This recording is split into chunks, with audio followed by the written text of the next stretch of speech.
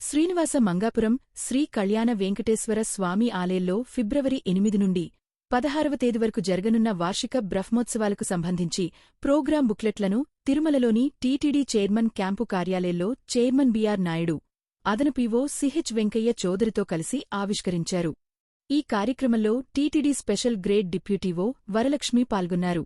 బ్రహ్మోత్సవాల్లో వాహనసేవల వివరాలు ఇలా ఉన్నాయి.